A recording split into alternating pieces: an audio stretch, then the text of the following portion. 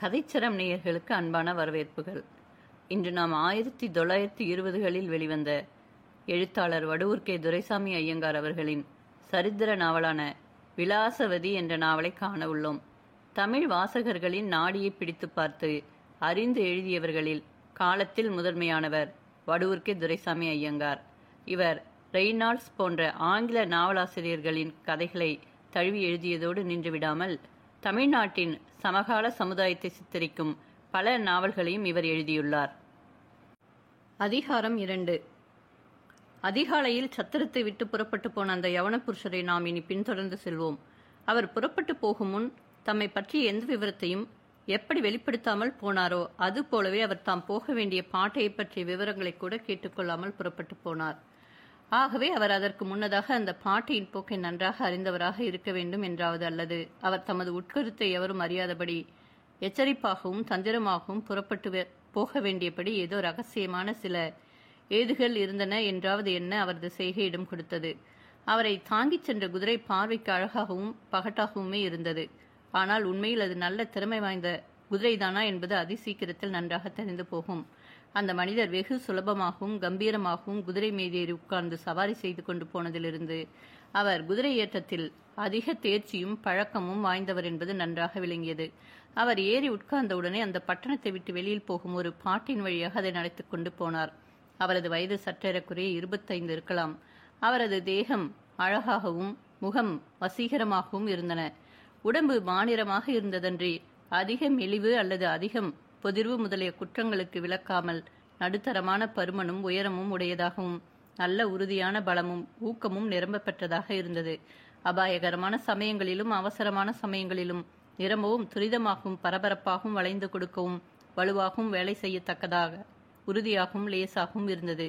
தலைமயிர் கருத்து அடர்ந்து சுருட்டை விழுந்து கழுத்து வரையில் தொங்கிக் கொண்டிருந்ததும் புருவவிற்கள் எடுப்பாகவும் வளைவாகவும் இருந்ததும் ஒன்று கூடி அவரது முகத்திற்கு ஒருவித கவர்ச்சியையும் கம்பீர தோற்றத்தையும் கொடுத்து கொண்டிருந்தன.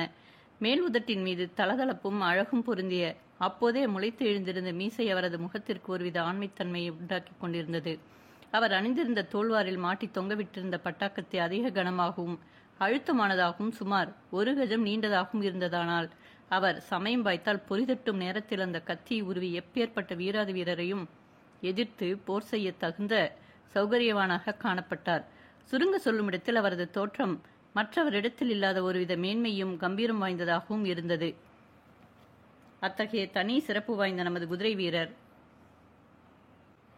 காவிரி பூம்பட்டினத்தை கடந்து வெளிப்பட்டு வயல்வெளியில் பிரயாணம் செய்ய தொடங்கியவுடனே தமது குதிரையினது திறமை எப்படிப்பட்டது என்பதை பரிசித்து பார்க்க வேண்டும் என்ற எண்ணம் கொண்டு அதை ஊக்கி நாற்கால் பாய்ச்சலில் முடுக்கி சிறிது தூரம் வரையில் விடுத்துக் கொண்டு போனார். ஆனால் முடிவில் அவருக்கு அந்த குதிரை அவ்வளவு திருப்திகரமானதாக தோன்றவில்லை. ஏதோ அவசர சமயத்தில் அதுவாகில் மகப்பட்டதே என்று ஒருவித திருப்தி ஏற்பட்டதானாலும் தனது பிரயாண முடிவு வரையில் அந்த குதிரை தனக்கு பயன்படாது என்ற எண்ணம் மாத்திரம் அவரது மனதில் அப்போதே உண்டாகிவிட்டது. எந்த திக்கில் எந்த வழியாக எவ்வளவு தூரம் போக வேண்டும் என்ற விஷயங்களை எல்லாம் சத்திரத்திலேயே தாம் கேட்டறிந்து கொண்டு வரவில்லையே என்ற எண்ணம் அவரது மனதில் எழுந்து உறுத்தி கொண்டே இருந்ததானாலும் தாம் சொல்லும் குறிப்பிலிருந்து பிறர் ஏதேனும் சந்தேகம் கொண்டு தம்மை தொடர்ந்து வந்தோ வேறு விதமாக தடுத்தோ ஏதேனும் இடையூறு செய்தால் தமது பிரயாணம் தடைபட்டு போய்விடும் என்ற எண்ணத்தினால் தாம் எந்த விவரத்தையும் வெளியிடாமல் எவரிடத்திலும் அதிகமாக பேசாமல் வந்துவிட்டதே உத்தமமாக தோன்றியது. அவ்வாறு அவர் 2 நாழிகை வழி தூரம் போக அவ்விடத்தில் சென்று கொண்டிருந்த ஒரு மனிதனைக் கண்டு அவர் தமது குதிரையின் விசையை தளர்த்தி அதன் பக்கமாக போய் சேர்ந்தார். அந்த மனிதர் பொதுமாட்டின் மேல் சரக்கு போட்டுக்கொண்டு போய் ஊர் ஊராக விற்கும் துணி வியாபாரி.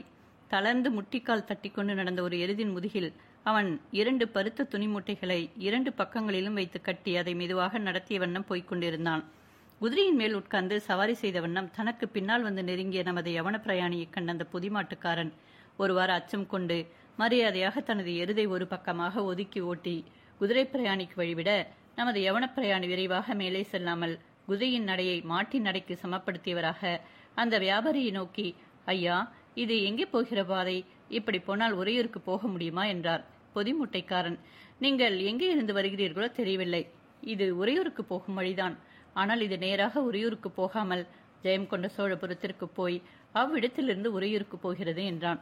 யவன பிரயாணி, ஓஹோ, அப்படியா சங்கதி? இது ஜெயங்கொண்ட சோழாபுரம் போய் சுற்றி கொண்டா போகிறது? ஆனால் ஜெயங்கொண்ட சோழாபுரம் இங்கே இருந்து எவ்வளவு தூரத்தில் இருக்கிறது என்றார். பொதிமூட்டைக்காரன், இங்கே இருந்து ஜெயங்கொண்ட சோழாபுரம் 1.5 காத தூரம் இருக்கும். அவ்விடத்திலிருந்து புறப்பட்டு சுமார் 1.5 காத தூரம் போனால் அவ்விடத்தில் காவிரியாற்றுத்துறை குறுக்கிடுகிறது. அதை கடந்து மேலும் 1 காத தூரம் போனால் கோட்டைகளும் கொத்தளங்களும் மதில்களும் நிறைந்த மகா சிரேஷ்டமான உறையூர் பட்டணம் வந்து சேரும் என்றான்.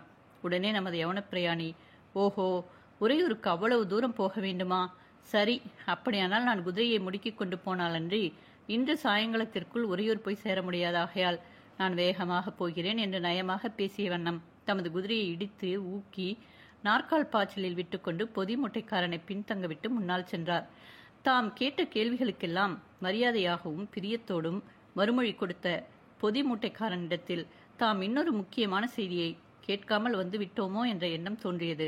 தாம் ஒரே மனிதரிடத்தில் எல்லா விஷயங்களையும் கேட்டறிந்து கொள்வதை விட பல மனிதர்களிடத்தில் ஒவ்வொரு விஷயமாக கேட்டறிவதே சந்தேகத்திற்கு இடம் கொடுக்காமல் இருக்கும் என்று நினைவு உண்டாகியது. தமது வழியில் குறுக்கிடும் இன்னும் வேறு மனிதரிடத்தில் மீதியுள்ள சங்கதிகளை கேட்டுக்கொள்ளலாம் என்று தீர்மானித்துக் கொண்டு குதிரையை விசையாக விடுத்தவராக சென்றார். இருந்தாலும் அவர் தமது குதிரையின் தேகபலத்தை பற்றி சந்தேகம் கொண்டவராக இருந்தார். ஆதலால் கடிவாளத்தை மிகவும் ஜாக்கிரதையாக பிடித்த வண்ணம் அதை கவனித்தவராகவே சென்று கொண்டிருந்தார். அந்த யவன பிரயாணி பொதிமூட்டைக்காரனை விட்டு பிரிந்த பின் சுமார் 1/2 காத தூரம் முன்னால் சென்றிருப்பார். அப்பொழுது அவருக்கு எதிர்முகமாக ஒரு மனிதர் குதிரையின் மீதேறி சவாரி செய்து கொண்டு வந்ததை அவர் கண்டார். அவ்வாறு வந்த மனிதர் தடித்த உடம்புடைய மத்திய வயதடைந்த மனிதராக காணப்பட்டார். அவர் ஏறி வந்த குதிரை குள்ளமான காட்டு குதிரையாகவும் மயிர் அடர்ந்ததாகவும் இருந்ததிலிருந்து அவர் ஒரு பட்டிக்காட்டு மனிதரானாலும் பணக்கார குடியானவர் என்பது எளிதில் விளங்கியது. நமது பிரயாணி அவரை பார்த்து புன்னகை செய்த வண்ணம், ஐயா, நீங்கள் எந்த ஊரிலிருந்து வருகிறீர்கள் என்றார். அந்த மனிதர், நான் ஜெயங்கொண்ட சோழபுரத்திலிருந்து வருகிறேன், ஏன் கேட்கிறீர்கள் என்றார். உடனே யவன பிரயாணி, அப்படியா, அந்த ஊரில் ஏதாவது விசேஷம் உண்டா என்று நயமாக கேட்டார். அதை கேட்ட அந்த வழிப்போக்கரும் மகிழ்ச்சியாக புன்னகை செய்து, அவ்வளவு விசேஷமான செய்தி ஒன்றையும் காணோம். நம்முடைய ராஜாத்திக்கும் முடிகொண்டபுரம் சிற்றரசன் மகனுக்கும் கல்யாணம் நடக்க தீர்மானமாகிவிட்டதாக ஜனங்கள் சொல்லிக் கொள்கிறார்கள். நம்முடைய ராஜாத்தி சைவ சமயத்தை சேர்ந்தவள் என்பது உமக்கு தெரிந்திருக்கலாம். இந்த சோழ நாட்டில் அபாரமான செல்வமும் செல்வாக்கும் சேனைகளும் வாய்த்த 100கணக்கான ஜமீன்தார்கள் சமண சமயத்தை சேர்ந்தவர்களாக இருக்கிறார்கள். அந்த ஜமீன்தாரர்களுக்கு நம்முடைய ராஜாத்தி முடிகொண்டபுரத்தை கல்யாணம் செய்து கொள்வது சம்மதமாக இல்லை. இதுதான் விசேஷம், வேறு விசேஷம் ஒன்றுமில்லை என்று மறுமொழி கூறினார். யவனப்பிரயாணி, அப்படியா, அந்த ஜமீன்தார்களைத்தான் சமண மகா நாட்டார் என்று ஜனங்கள் குறிக்கிறார்களோ என்றார். வழிப்போக்கர், ஆம், அவர்களைத்தான் அப்படி குறிப்பது. ஆனால் இந்த விஷயம் பெரிய இடத்து விஷயம். இதை வாயில் வைத்து பேச என்னை போன்ற ஏழை குடியானவர்களுக்கு அவ்வளவு யோகிதை இல்லை. நான் ஜெயங்கொண்ட சோழாபுரத்திலிருந்து இப்பொழுதுதான் புறப்பட்டு வந்தேன். அவ்விடத்தில் கேள்விற்ற சங்கதியை நான் வெளியிட்டேன், அவ்வளவுதான். அது எவ்வளவு தூரம் நிஜமோ எவ்வளவு தூரம் பொய்யோ அது சுவாமிக்குத்தான் தெரிய வேண்டும் என்றார். பிரயாணி அந்த வழிபோக்கிறது மனப்போக்கை முற்றிலும் அனுசரித்தவர் போல நயமாக பேசத் தொடங்கி, ஆமாம், நீங்கள் சொல்வது சரியான நியாயம். கிணற்று தவளைக்கு நாட்டு வளப்பம் எதற்காக தெரிய வேண்டும் என்று சொல்வார்கள். அதை போல நமக்கேன் அவ்வளவு துடுக்கு? கல்யாண விஷயம் எப்படியானால் நமக்கென்ன?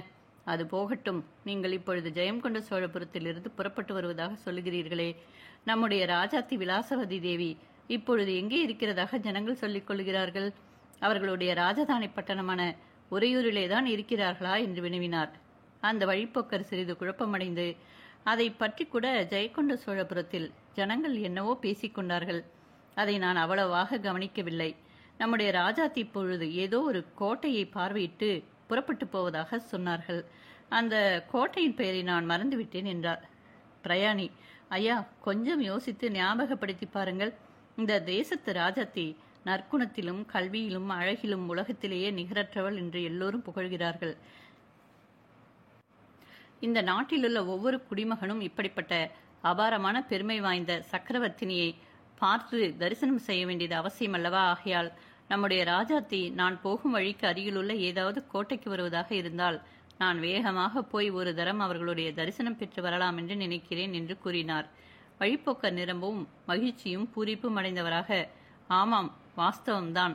நம்முடைய ராஜாத்தி தெய்வாம்சமான மகாலட்சுமி என்றே கூற வேண்டும். மகாலட்சுமி அவருடைய எல்லா அம்சங்களும் அவருக்கு பொருத்தமாகவே பொருந்துகிறது. அவர்கள் அவருக்கு தகுந்த புருஷனை கட்டிக்கொண்டு 16 பெற்று 1000 காலம் வாழ ஈஸ்வரன் அனுகிரிப்பார் என்பதில் சந்தேகமே இல்லை. இந்த சமண மகா நாட்டு ஜமீன்தார்கள் மகாராணிக்கு பகையாக இருந்து எவ்வளவோ கெடுதல் செய்ய பார்க்கிறார்கள். இருந்தாலும் இந்த அக்கிரமம் எல்லாம் நிலை நிற்கவா போகிறது? ஒரு நாளும் நிற்காது. நீங்கள் ராஜாத்தியை பார்க்க நிரம்பவும் ஆசைப்படுகிறீர்கள். எனக்கோ அந்த கோட்டையின் பேர் இன்னதென்று ஞாபகம் உண்டாக மாட்டேன்கிறது. நீங்கள் ஒரு காரியம் செய்யுங்கள். இப்பொழுது நீங்கள் நேராக ஜெயங்கொண்ட சோழபுரத்திற்குத்தானே போகிறீர்கள். அங்கே போன உடனே நேராக அந்த ஊர் சத்திரத்திற்கு போய் அவ்விடத்தில் உள்ள வேலைக்காரர்களிடத்தில் விசாரித்தால் நீங்கள் கேட்கும் விவரத்தை எல்லாம் அவர்கள் தீர்மானமாக சொல்லுவார்கள். நீங்கள் இந்த தேசத்து மனிதர் அல்ல என்று நினைக்க வேண்டியிருக்கிறது. உங்களுடைய தமிழும் யாழ்ப்பாணத்தார் பேசும் தமிழ் போல இருக்கிறது. உங்களுடைய இருப்பிடம் எதுவோ என கேட்டார். நமது யவன பிரயாணி, நீங்கள் யூகித்தது சரியானதுதான்.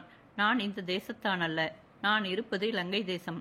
வர்த்தக சம்பந்தமாக நான் காவிரி பூம்பட்டினத்திற்கு வந்தேன். அவ்விடத்து ஜனங்கள் இந்த தேசத்து ராஜாத்தியை பற்றி நிரம்பவும் புகழ்ந்ததை கேட்டு நான் அவர்களை பார்த்துவிட்டு போகலாம் என்று நினைத்து உறையூருக்கு போகிறேன். அவ்வளவுதான் என் வரலாறு. உங்களை நான் அதிக நேரம் நிறுத்திவிட்டேன். உத்தரவு வாங்கிக் கொள்ளுகிறேன். நீங்கள் சொன்னபடி நான் நேராக ஜெயங்கொண்ட சோழபுரத்திற்கு போய் சத்திரத்தில் விசாரணை செய்து அங்கே கிடைக்கும் செய்திக்கு தகுந்தபடி நடந்து கொள்கிறேன் என்று முடிவாக கூறிய வண்ணம் அந்த வழிப்போக்கருக்கு ஒரு கும்பிடு போட்ட பின் தமது குதிரையை தட்டிவிட்டு கொண்டு அப்பால் செல்லலானார். ராஜாத்தி போகிற இடம் இன்னதென்று ஜெயங்கொண்ட சோழபுரத்தில் உள்ள மனிதருக்கு தெரிந்திருக்கிறது என்பது நிச்சயம். அந்த ஊரும் சமீபத்தில் தான் இருக்கிறது. நான் நேராக அந்த ஊருக்கு போய் விசாரித்து விஷயத்தை தெரிந்து கொண்டு அதன்படி நடந்து கொள்கிறேன் என்று தமக்குள் எண்ணிக்கொண்டவர் விரைவாக விரைந்து செல்ல அரை நாழிகை நேரத்தில் அந்த பாதை ஓர் ஆரண்யத்திற்குள் நுழைந்து செல்லும் இடத்தில் அவரை கொண்டு வந்து சேர்த்தது. அது இன்ன வழியாகத்தான் செல்லுகிறது என்ற குறிப்பு தெளிவாக தெரிந்ததாகவே அந்த பிரயாணி அதன் வழியாக காட்டிற்குள் நுழைந்து செல்லத் தொடங்கினார். சிறிது நேரத்தில் அவருக்கு முன்னால் ஒரு முக்கியமான இடையூறு வந்து குறுக்கிட்டது. அந்த பாதையானது 2 கிளைப்பாதைகளாக பிரிந்து 2 திக்குகளிலும் செல்லும் இடத்திற்கு அவர் போய் சேர்ந்தாராகையால் அந்த பிரிவுகளில் ஜெயங்கொண்ட சோழபுரத்திற்கு போவது எது என்பதை நிச்சயிக்க மாட்டாதவராக அந்த யவன பிரயாணி குழம்பி சிறிது நேரம் தயங்கி அவ்விடத்தில் நின்றார். யாராவது வழிப்போக்கர் அல்லது மாடு மேய்ப்பவர்கள் வருகிறார்களோ என்று ஆராய்வதற்காக அவர் 4 பக்கங்களிலும் திரும்பி திரும்பி பார்த்தார். எவரும் தென்படவில்லை. ஒருவித யூகம் செய்து கொண்டு அந்த யவன பிரயாணி தமக்கு எதிரில் பிரிந்து சென்ற 2 கிளைப்பாதைகளில் வலது பக்கமாக இருந்த பிரிவின் வழியாக செல்லத் தொடங்கினார். தொடங்கியவர் ஒரு நாழிகை நேரம் அதே வழியாக சென்றார். ஆரம்பத்தில் நன்றாக இருந்த அந்த பாதை போக போக உருக்குலைந்து மறைந்து கொண்டே வந்தது. எங்கு பார்த்தாலும் ஏராளமான மரங்களும் முட்புதர்களும் செடி கொடிகளும் தாறுமாறாக பின்னிக்கொண்டு முற்றிலும் சிக்கலாக இருந்தமையால் அவர் தமக்கு வழி செய்து கொண்டு போவது மகா பிரயாசையாக இருந்தது. திக்கு திசை தெரியாமல் நாற்புறங்களிலும் ஆரண்யம் மறைத்து கொண்டிருந்தமையால் அந்த வழியாக போவதை விட தாம் விட்டு வந்த கிளைப்பாதைக்கு மறுபடியும் திரும்பி போய் அதன் வழியாக பின்னுக்கு சென்று 2 பாதைகளும் பிரியும் இடத்தை அடைவதே உசிதமான காரியமென தோன்றியதாகையால் அவர் தமது குதிரையை திருப்பி விடுத்து கொண்டு போக முயல அந்த பாதையின் இருப்பிடமும் தெரியாமல் போய்விட்டதாகையால் அவர் தத்தளித்து தடுமாறி அங்குமிங்கும் போய்கொண்டிருக்க அவரது குதிரை முற்றிலும் சோர்ந்து தளர்வடைந்து அதற்கு மேல் ஒரு அடி எடுத்து வைக்கவும் மாட்டாமல் தள்ளாடியதை அவர் தெரிந்து கொண்டார். இருந்தாலும் அவர் அதை அதிகமாக வருத்தி அலட்டாமல் தட்டி கொடுத்து மெதுவாக நடத்தி கொண்டு மேலும் 2 நாழிகை வழி தூரம் அந்த ஆரண்யத்திற்குள்ளாகவே செல்ல அவர் தற்செயலாக அந்த ஆரண்யம் முடிவடைந்த ஓரிடத்திற்கு போய் சேர்ந்தார். அவ்விடத்திற்கு அப்பால் பொட்டல் வெளியாக தோன்றிய விசாலமான நிலப்பரப்பு காணப்பட்டது. அவர் தமது குதிரையை மெதுவாக விடுத்துக்கொண்டே சிறிது தூரம் செல்ல வழியில் சருகுகளில் மறைந்திருந்த ஒரு படுகுழியில் குதிரையின் கால் அகப்பட்டுக் கொள்ளவே அது திடீரென்று சாய்ந்து மல்லாந்து தரையில் வீழ்ந்துவிட்டது. குதிரையின் காலை அந்த படுகுழியிலிருந்து எடுத்துவிட்டு அதை மறுபடியும் எழுப்பி நிறுத்த முயன்றார். அதன் கால்கள் வடவென்று நடுங்கி பூமியில் ஊன்ற மாட்டாமல் தவித்தன. குதிரை துவண்டு துவண்டு பொத்தென்று தரையில் விழுந்தது. அதை கண்ட யவன பிரயாணி அந்த குதிரை அதற்கு மேல் தமக்கு பயன்படாதென்று நிச்சயித்துக் கொண்டார். தாம் வழி தவறி தவித்திருக்கும் சமயத்தில் தமது குதிரையும் அவ்வாறு மோசம் செய்து விட்டதை உணர்ந்த யவன பிரயாணி நிரம்பவும் மலைப்படைந்தார். குதிரையை அவ்விடத்திலேயே விட்டுவிட்டு தாம் நடந்து போவதை தவிர வேறு மார்க்கமில்லை என்று நிச்சயித்துக் கொண்டார். தாம் அதை அவ்விடத்தில் விட்டு வைத்தால் அது அங்கே அடர்ந்திருந்த செழிப்பான புல்லை மேய்ந்து தண்ணீர் குடித்து நல்ல நிலைமை அடைந்து எவராவது கண்ணில் அகப்பட்டால் அதை அவர் பிடித்து கொண்டு போய் பயன்படுத்திக் கொள்ளட்டும் என்று தீர்மானித்துக் கொண்டவராக அவர் அவ்விடத்தை விட்டு கால்நடையாக நடந்து செல்லலானார். சென்றவர் சிறிது தூரத்திற்கு அப்பால் மலைக்குன்று போல ஏற்றமாக காணப்பட்ட இடத்தை நோக்கி நடந்தார். அந்த ஏற்றமான மேற்று நிலத்தின் உச்சியில் தாம் ஏறி நின்ற நாற்புறங்களையும் பார்த்தால் பாதை அல்லது ஊர் முதலவை இருப்பது நன்றாக தெரியுமாதலால் அந்த திசையில் தாம் போக அனுகூலப்படும் என்ற எண்ணத்தோடு அவர் அந்த மேட்டு பகுதியில் மேலே ஏற தொடங்கினார். அந்த பூமியில் மரங்கள் நிறமும் அடர்த்தியாக காணப்பட்டன. அவற்றின் இடையில் ஒரு பெரிய கரடு மரங்களை விட அதிக உயரமாகவும் எடுப்பாகவும் நின்று கொண்டிருந்தது. அங்கு காணப்பட்ட எல்லா இடங்களிலும் அந்த கரடு அதிக உயரமாக இருந்தது. அதற்கு அருகில் நெருங்கிய சமயத்தில் அந்த கரட்டின் அப்புறத்திலிருந்து திடீரென்று ஒரு அழகிய பெண் வடிவம் தோன்றியது. அந்த அற்புத வடிவத்தை கண்ட நமது இலங்கை புருஷர் அப்படியே ஸ்தம்பித்து நின்றுவிட்டார். அந்த பெண்ணின் வசீகரமான முகத்தை மனிதர் ஒரு நொடி நேரமே பார்ப்பாரானால் அவர் என்றைக்கும் அதை மறக்க முடியாமல் இருக்கும்படி அந்த உருவம் அவரது மனதில் உறுதியாக பதிந்து நிற்கக்கூடிய அபார மோகன சக்தி வாய்ந்ததாக இருந்தது. அவர் அந்த நங்கையை நோக்கி சென்ற பொழுது, நீர் என்னிடம் நெருங்கி வந்தால் நான் உடனே இந்த கத்தியால் என்னை குத்திக் கொள்வேன். அதன் பிறகு அதனால் உண்டாகும் துன்பங்களை நீங்கள் அனுபவிக்க வேண்டும். திரும்பி போய்விடும், என் பின்னால் வரவேண்டாம் என்று கூறினாள். நமது யவன பிரயாணி அவளுக்கு தாம் எந்தவிதமான சமாதானம் சொல்லி எப்படி புரிய வைப்பது என்று 2 வினாடி நேரம் தயங்கி நிற்க, அதற்குள் அவள் தனக்கு பக்கத்தில் இருந்த ஒரு புதருக்கு அப்பால் போய் மர்ம மரக்கும்பலுக்குள் புகுந்து மறைந்து கொண்டாள். தாம் மறுபடியும் அவளை தொடர்ந்து போக வேண்டும் என்று அவருக்கு எண்ணினாலும் அவரது கால்கள் அவரை பின்னுக்கு இழுத்தன. அவளோடு தாம் பேசி ஜெயம் கொண்ட சோழபுரத்திற்கு போகும் வழி எங்கு இருக்கிறது என்பது அறிந்து கொள்ளலாம் என்ற நினைவும், அவள் ஒரு கால் திக்கற்றவளாக அந்த கானகத்தில் அகப்பட்டு கொண்டிருந்தால், தமது உதவியை நாடுகிறவளாக இருந்தால் தம்மால் இயன்ற உதவியை செய்ய வேண்டும் என்ற நினைவுமே அவரை தூண்டி அவ்வளவு தூரம் அவர் அவளை தொடர்ந்து ஓடி வரும்படி செய்தது. தம்மோடு பேச மனமில்லாமல் அப்பால் ஓடுகிற அந்த பெண்ணிடத்தில் தாம் வலுக்கட்டாயமாக நெருங்கி பேசுவது நியாயமாகாது என்ற எண்ணம் தோன்றியதாகையால் அதற்கு மேல் தாம் என்ன செய்வது என்பதை பற்றி சிந்தனை செய்தவராக அவர் அவ்விடத்திலேயே சிறிது நேரம் நின்றுவிட்டார்.